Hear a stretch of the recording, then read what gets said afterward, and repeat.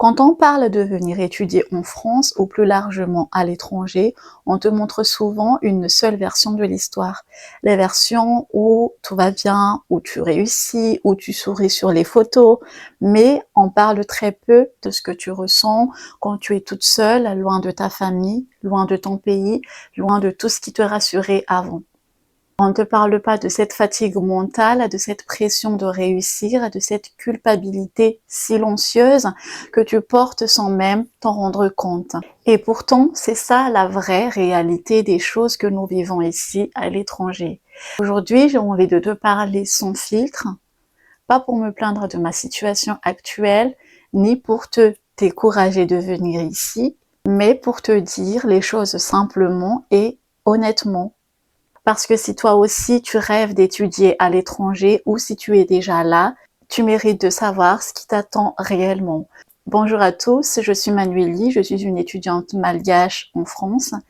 Et dans ce podcast, je vais te parler des vérités de la vie d'une étudiante à l'étranger, notamment sur la solitude, l'adaptation à une nouvelle culture, l'équilibre entre les études et le travail, et aussi de ce cliché qu'on entend souvent que quand tu es à l'étranger, tu deviens riche. Je vais te raconter comment moi je l'ai vécu, ce qui a été difficile pour moi, ce que j'aurais aimé qu'on me dise avant de partir, et surtout comment j'ai appris à avancer malgré tout ça. Donc installe-toi tranquillement, prends ce moment pour toi et écoute cette conversation comme si on discutait entre amis. La première chose que je vais te parler, c'est la solitude, celle dont personne ne parle pas assez. Quand tu viens de Madagascar, tu viens d'un pays où on n'est jamais vraiment seul. On est toujours entouré de quelqu'un, notamment les amis, la famille, les proches, etc. Sauf que en France, les gens sont plutôt individualistes et ils sont tout le temps occupés et souvent tu vas te retrouver seul. Donc des fois, le silence peut devenir très lourd. Tu as moins d'interaction avec les gens, sauf si tu as de la famille ici, bien sûr, et que tu vis avec eux. Moi, par exemple, je vis seule, donc je vais te schématiser un peu les choses. Donc après le travail, je rentrais chez moi et je réalise qu'en fait, personne ne m'attend à la maison. Donc je rentrais chez moi, il y a personne qui m'attend. Donc des fois, oui, je vais te dire que la solitude, ça pèse vraiment, surtout en période hivernale. En cette période hivernale, tu te sens vraiment toute seule. Savoir aussi que la solitude, ce n'est pas être seul physiquement, mais c'est ressentir aussi que personne ne sait vraiment comment tu vas, parce que tu es loin de ta famille, bah, ils ne voient pas dans quel état tu es, comment tu es réellement. Donc, ce que j'ai fait au début, c'est que j'ai accepté cette solitude. Quand je rentrais chez moi, par exemple, je mets de la musique malgache à fond, je chante dans mon appartement et je me sentais moins seule. Je faisais la même chose. En fait, je maintenais la même chose que je faisais quand j'étais à Madagascar et ça me fait réellement du bien. Donc c'est ça ce que j'ai fait quand je viens d'arriver en France. Donc si tu es dans cette période actuellement, ne te dis pas que c'est un échec. Pose-toi la question comment je peux transformer ce moment en force. Moi, j'ai appris à être seule sans me sentir abandonnée et à me créer une vraie routine. Par exemple, quand c'est le week-end, j'ai tout le temps des choses à faire. Je ne me laisse pas distraite. Oui, des fois, on a besoin un peu de repos parce qu'on est fatigué. Je reviens sur ce sujet-là après, mais je sors un peu, je fais un peu de shopping, je fais mes courses ou sinon je me repose en restant chez moi, en regardant Netflix. Et aussi, j'appelle ma famille de temps en temps aussi parce qu'on est tout de même des êtres qui a besoin d'une interaction sociale et j'ai pas envie de trop m'enfermer sur moi-même. En fait, il faut savoir que la solitude ne disparaît pas toujours, mais tu apprends à vivre avec. Et parfois, c'est dans ces moments de solitude que tu vas te retrouver toi-même. La deuxième chose que je vais te parler, c'est le choc culturel. Tu ne perds pas ton identité, mais tu l'élargis. Donc, quand tu arrives dans un nouveau pays, tu te rends vite compte que les codes ne sont pas les mêmes, notamment sur la façon de parler, de penser, de réagir. Et au début, tu peux avoir l'impression d'être constamment en décalage. Je te rassure que tu n'as rien à t'inquiéter parce que c'est tout à fait normal. Tu viens d'un autre pays qui a sa propre culture. Tu dois laisser un peu de temps à ton cerveau de comprendre le changement parce que c'est ce moment-là où tu observes beaucoup les choses, tu te demandes comment agir, tu apprends à t'adapter à la culture du pays. Et il faut savoir que quand tu vas commencer à t'adapter, tu vas apprendre des choses par toi-même et tu vas changer. Moi, je vois le changement comme une évolution, car je vois ça comme une preuve d'intégration, que ça soit dans le comportement, la mentalité, la façon de voir les choses, etc.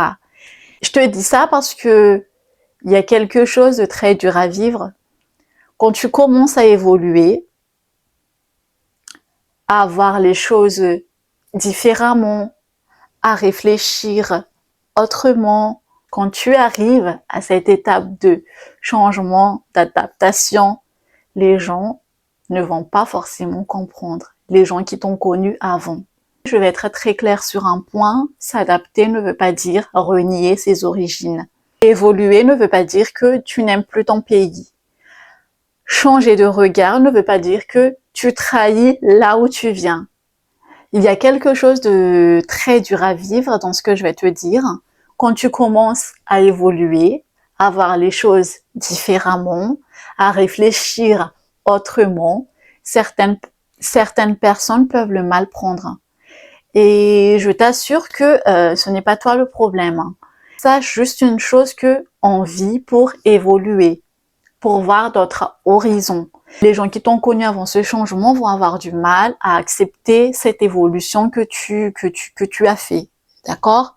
Toi, tu as besoin d'évoluer pour que tu puisses t'intégrer dans ta nouvelle vie. Il y aura des personnes qui vont vous dire que tu as changé, tu n'es plus comme avant, on dirait que tu n'aimes plus Madagascar. Et moi, je dis, il faut pas prendre les choses personnellement. Les gens ont toujours des choses à dire sur toi, sache-le. Et tu peux rien y faire, tu peux pas stopper ça. Ça y est, quand ils ont une idée dans leur tête, ça y est, ils vont parler. Donc, faut pas prendre les choses personnellement, sinon tu vas pas avancer. Donc, toi et moi, on sait très bien que ce n'est pas vrai. Tu aimes toujours, on sait que tu aimes toujours ton pays, tu l'aimes peut-être même encore plus, mais juste avec un regard très différent. Voilà. Et parfois, il y a aussi cette phrase qui fait mal. Moi, j'ai eu cette phrase-là quand je suis arrivée et que j'ai commencé à évoluer et avoir une différente façon de penser, vous voyez. Et en fait, ce qui fait le plus mal, en fait, c'est que il y a des gens qui disent vraiment des choses. Je sais pas si on peut qualifier ça de méchant, mais ils se rendent peut-être pas compte, mais ils vont te dire que surtout les gens qui ont la nationalité française, ils vont dire que même nous qui sommes GAS avec la nationalité ne sont pas comme ça. Ouais, j'ai eu cette phrase-là.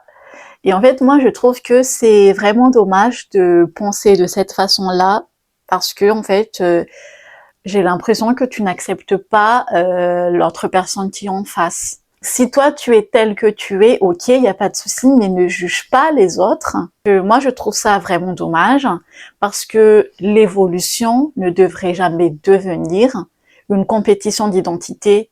Tu peux être malgache et t'ouvrir à une autre culture.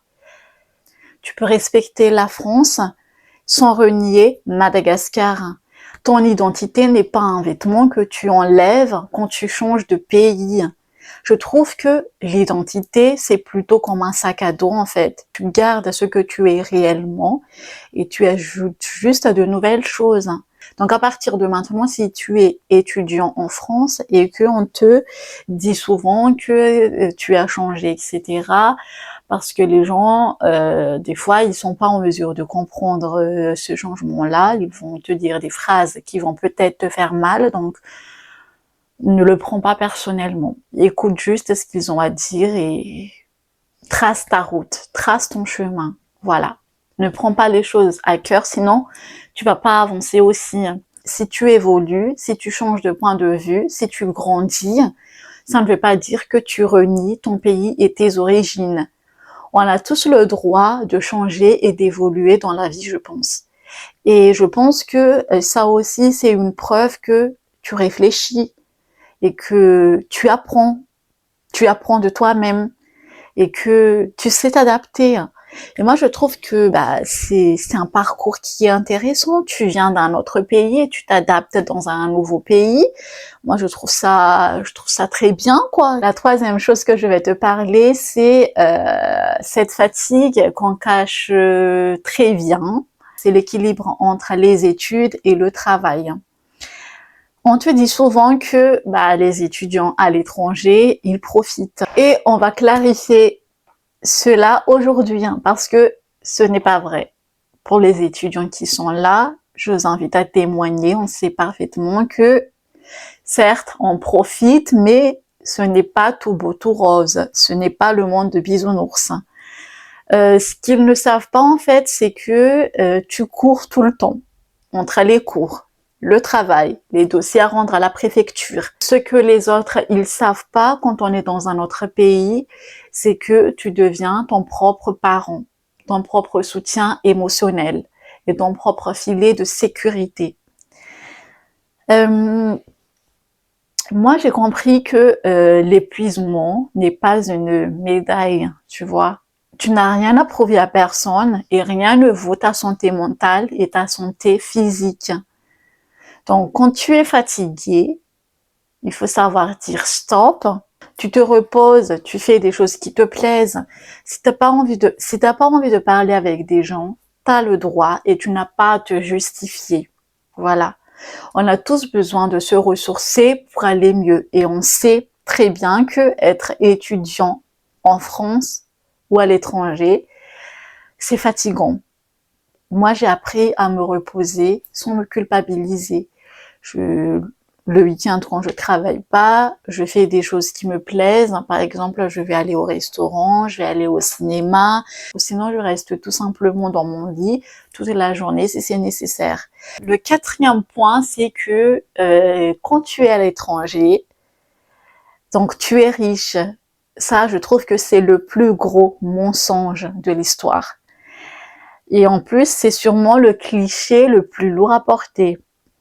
Comme si être en France ou être à l'étranger signifiait automatiquement que tu dois avoir de l'argent, alors que la réalité, c'est tout autre. Et je vais vous le dire. C'est vrai que tu gagnes de l'argent en France, c'est tout à fait vrai. On va pas se mentir, on gagne bien, même on va pas se plaindre, mais sauf que tu gagnes, mais tu dépenses aussi, notamment ton loyer, tes transports, ta nourriture et ta vie. Il faut bien aussi que tu t'habilles. Et moi, pour les amis ou les proches qui me demandaient de l'argent, moi, je dis non quand j'en ai pas. Ça, je suis très catégorique là-dessus. Moi, je dis non. Si j'en ai pas, vous voyez. Mais j'ai constaté que certaines personnes jouaient sur le sentiment pour me soutirer juste de l'argent. À partir du moment où, si tu poses des limites et qu'ils ne veulent pas comprendre et qu'ils s'énervent contre toi en te faisant passer pour la méchante ou la personne égoïste, sache que ces gens-là ont tendance à profiter de toi, dans le sens où ils t'exploitent. Ils préfèrent que tu te sacrifies pour eux. Vous voyez ce que je veux dire? Donc, j'ai appris à me déculpabiliser. Si je n'ai pas d'argent, je n'ai pas d'argent. Je leur explique quand je peux. Il y a une situation où tu vas vraiment expliquer que, écoute, je comprends, t'as besoin d'argent, mais moi aussi, j'en ai pas. Donc, voilà. Ou sinon, je pose mes limites. Quand je ne peux pas, je dis non. J'en ai pas. Et c'est fini. Être à l'étranger, en fait, ça ne veut pas dire forcément être riche. Tu es dans un pays qui n'est pas le tien et tu vas être responsable de ta vie de A à Z. Et je pense que tout le monde doit comprendre ça. Si tu donnes tout ce que tu possèdes à ta famille ou à tes amis ou à tes proches, tu vas avoir du mal à avancer et en plus, tu vas vivre constamment dans l'inquiétude sur comment tu vas faire pour vivre jusqu'à la fin du mois. Vous voyez ce que je veux dire? ça peut devenir un poids très très lourd pour toi. Je trouve ça comme une survie en fait. Et je pense même que ce n'est pas une vie de vivre dans cette condition d'inquiétude en permanence. Genre tu vas tout le temps calculer tes dépenses, tu vas te restreindre. Ce n'est pas bon pour toi, surtout que toi ici tu travailles dur, tu vois. Il faut savoir aussi quelque chose, il faut savoir mettre de l'argent de côté, car on n'est jamais à l'abri du danger. On ne sait jamais ce que demain est fait. Donc moi, j'ai appris à dire non, j'ai appris à prioriser ma condition de vie et de bien-être. Et je me suis dit dans ma tête que non, je ne peux pas aider tout le monde parce que s'il m'arrive quelque chose ici, eux, ils sont là-bas, loin de moi. Donc moi, je n'ai que moi-même, donc je dois compter que sur ma personne, vous voyez. Donc il est important pour moi d'aller bien et d'avoir toutes les ressources nécessaires en fait en cas de danger. Vous voyez ce que je veux dire? Le cinquième point, c'est la culpabilité. C'est ce point invisible qu'on porte tous, hein, mais qu'on ne raconte pas à nos familles. Donc, ce que certaines personnes ne savent peut-être pas, c'est que quand tu vis à l'étranger, il y a cette émotion qui revient très souvent et dont on ne parle presque jamais. C'est cette culpabilité de ne pas être là pour la famille, de ne pas réussir, de ne pas pouvoir aider autant qu'on voudra, et aussi à cette pression silencieuse, celle des attentes de la famille, où on attend que tu réussisses, que tu fasses quelque chose de ta vie, que tu sois un exemple.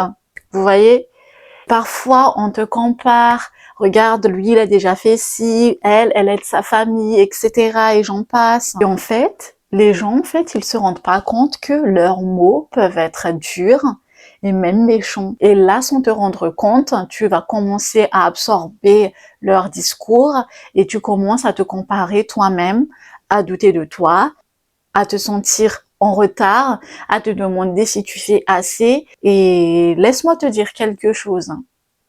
Fais juste une pause, s'il te plaît. Laisse-moi te dire que c'est tout à fait normal de ressentir ça.